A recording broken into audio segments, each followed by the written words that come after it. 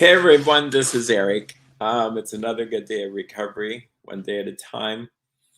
Someone asked me recently, a dear person, I mean, this guy is one of the most sincere people I know. He says, what about 90 days, 90 meetings? Like, what do you think of that?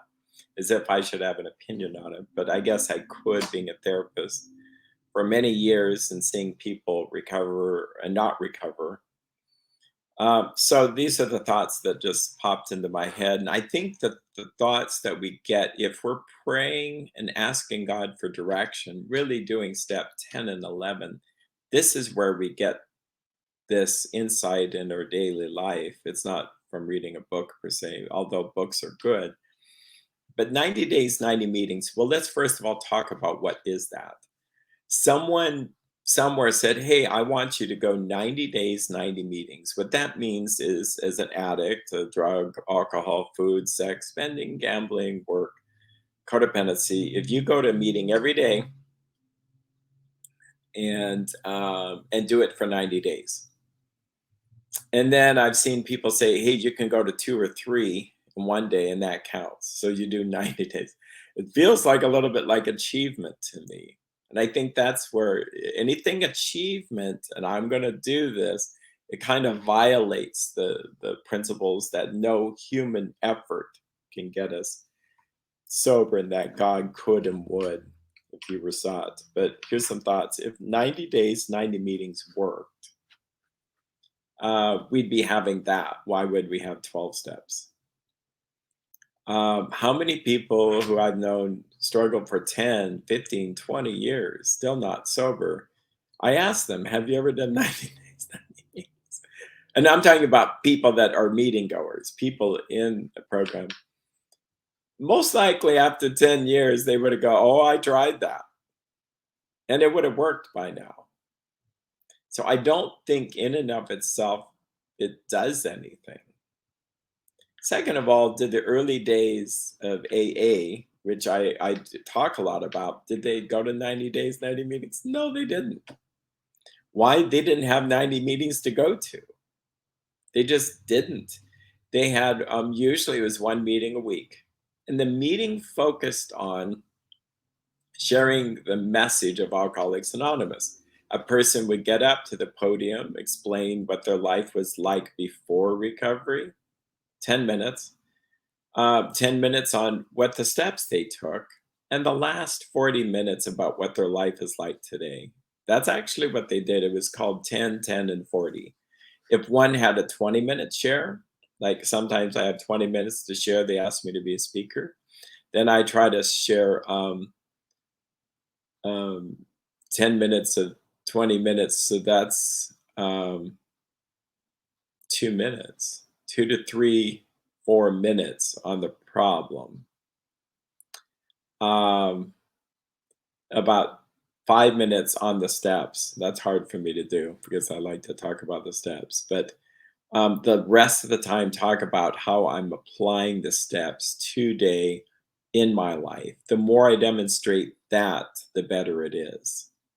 Because if there was a little graph, a bar graph, talking about how much time is spent on the steps, step 1 would be tiny. It takes maybe 2 hours. Step 2, 3, maybe 2 hours, maybe 1 hour. I mean, I could do steps 1, 2, and 3 in 2 hours. They're just questions. They're not written out long-winded statements. Let's fill in the workbook. 4 is going to involve some time, but that's usually 4 or 5 hours. And we do 4, 5, 6, 7, and 8. 8 is the list of the people you've harmed. Then we get together and do 9, talk about that. That's going to be a little bit higher on this graph. So what about 10 and 11? Huge, huge amounts of time over time. It's 10 to 15 minutes a day in the morning or 10 to 15 minutes at night. But the rest of your life, you do that and you'll stay sober forever. So we have it like all this daunting work on step 1 and 2 and 3, and we just and think 4 is just huge. And yeah, no. And we think we're going to go to all these meetings, meetings, meetings. Meetings can be very useful, but they're not going to get, I don't think they're going to get us sober.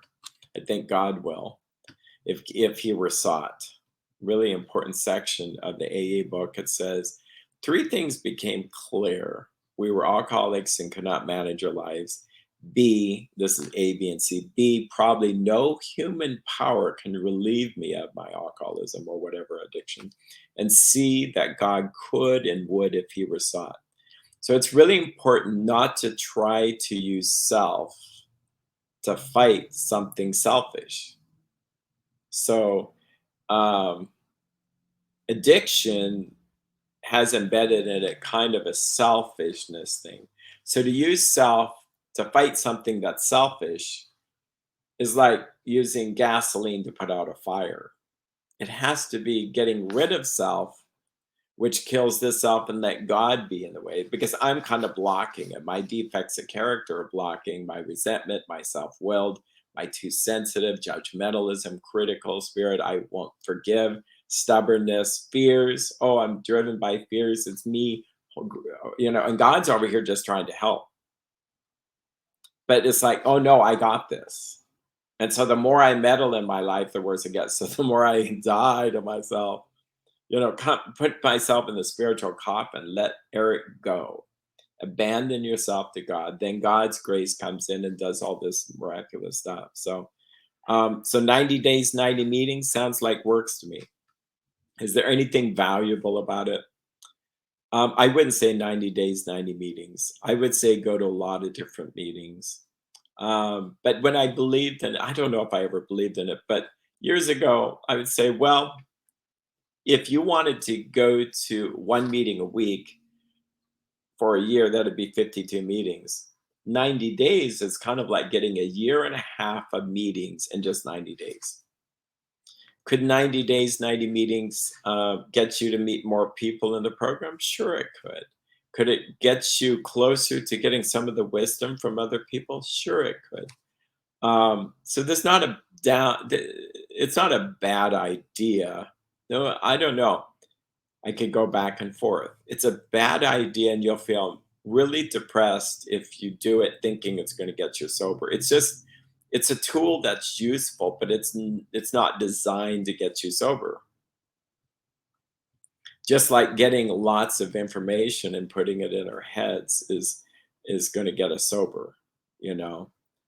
I had this metaphor: if I want to bring food to a meeting, because we were having a discussion about meetings and what's the purpose of meetings. Well, it's to carry the message, not, in my opinion, to download all your problems and kind of make it like a psychotherapy group. And if the book, so like the AA book, teaches me how to go get fruits, vegetables, meat, and cook it up and bring it to others, like I know how to prepare these foods, I can memorize that book. I can know every recipe in the book. I can, and if I go to a meeting and talk about how I know the book, I've never been to a store, and I'm not going to cook anything. Well, I haven't ever cooked anything. Then what do I have to give the group? That's why people that aren't sober speak in meetings. I'm not sure why. What do they have to offer? And that sounds really mean spirited, especially when I'm a therapist and supposed to listen to people.